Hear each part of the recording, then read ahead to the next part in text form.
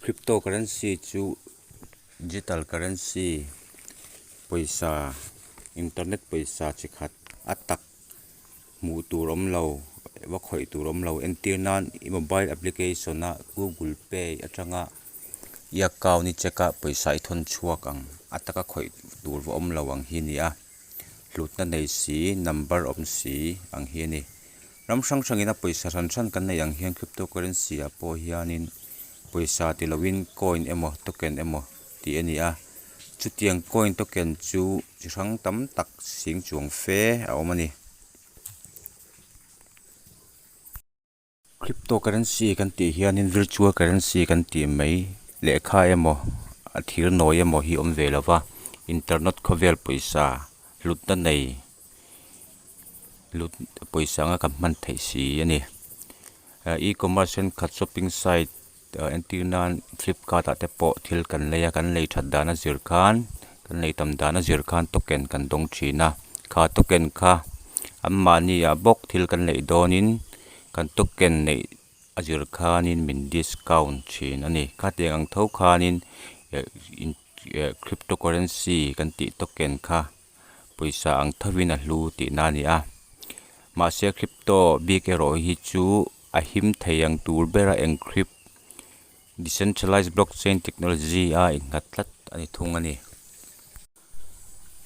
sanghi le pariat khanin satoshi nakamoto tian chal chuan thupui bitcoin peer to peer electronic cash system hoit ati chuaka kumsang hi le pakua chuan cryptocurrency man to ber tur bitcoin source code churam pholang ta ni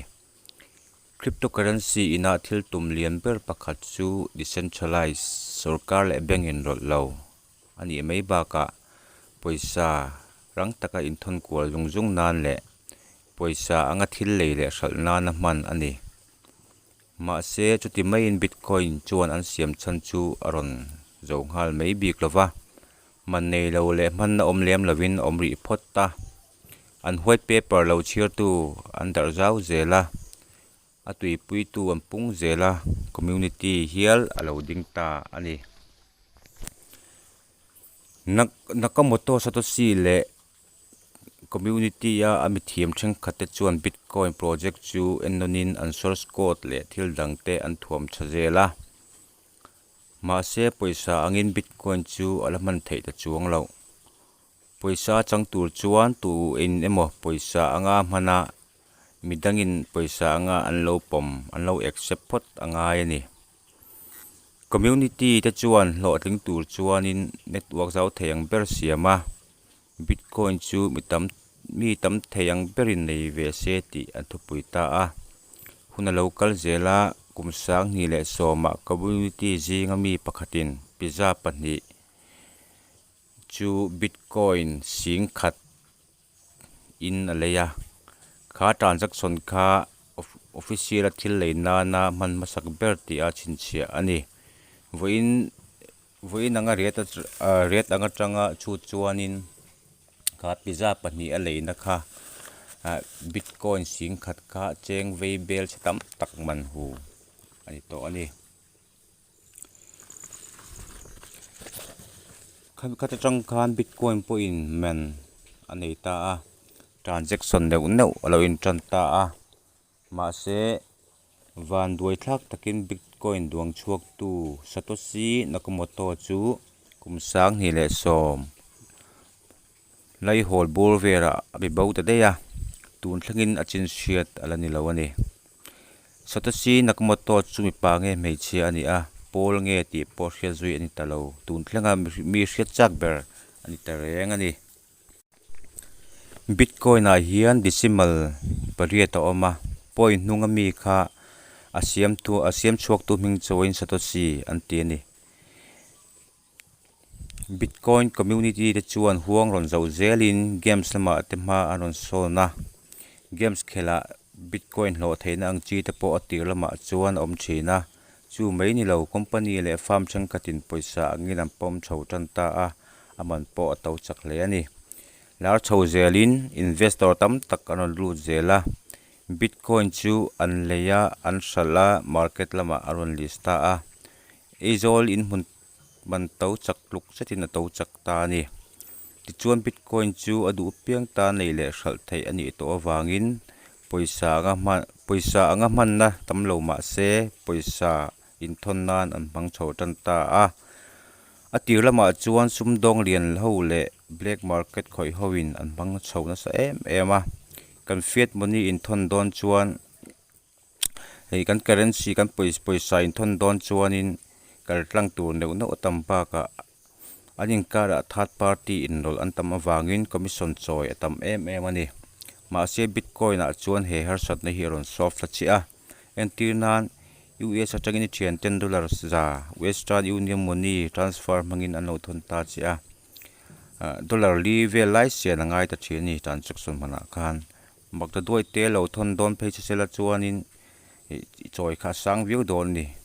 chu tiang ani wang chuan aman tlom zok bitcoin an mang ta china om zia chuan US a thian pa in bitcoin chu exchange sa alayanga kha bitcoin kha alo thon chenga Google Pay ya gain thon anglek ol samin bitcoin alo thon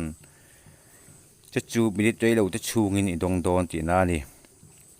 chu exchange sa ishal lenga chu exchange sa ishal na poisa chu exchange atang chuan i account na i withdraw le mai don ani bitcoin in thon mana hian choi tur tlem azong network man oma bitcoin satoshi anga choi ani chu gas fee anti thina gas fee chu cryptocoin ke in thon dona network fee network charge angkha ani engtin nge bitcoin chu kan nei ve theyang bitcoin hi exchange atangin kan poisa kan bank account mang hian du duin kan le ve theya tuna hianin WeChat Indian exchange thar thatak mai lo chuaka hi hemi tangpo hian a lei thei ani a ol sam em a i in register dante KYC i KYC ti dante i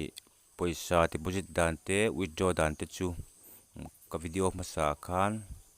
i ka ti chuak to a description a hian a link oma in lo click don nia in lo end don nia a video le hemi WeChat link ka da hi ol sam em a entirnanin bitcoin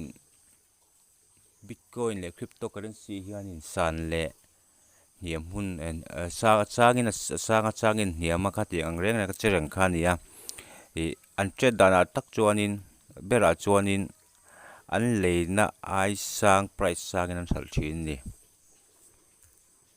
cryptocurrency kha chi chuang chi sing chuang fem kan ti kha acha ho ka chu exchange hian an list mai zela i ta po hianin engemo i an list nual to a tiang kha lei thein om reng ani WeChat a hian WeChat man hi nuam me ma ol sama simple la mizo pa telna ni wangin an support back pon mizo tong pon i har sat na kha ba thlen theya tra em ani chu description a hian a link karon da a in lo click anga in lo install anga in lo sign in anga chuan WeChat a hi thrim hian 13 cashback hi cheng sang khat kum khata chuan sing khat le sang ni a thlonin kan nei thei don ani hi i askam lova a legit ta kep ngai point ka proof a thani ka withdraw to ani chu in lo check ve chin don nia chuan next chuan blockchain technology ti te le khami cryptocurrency bitcoin ti lo te le invest dan tur ang chi kha lo soi zel don nia chuan description a hian a bok hianin WhatsApp group le Telegram ka da a khami kha indu chuan in join ve don nia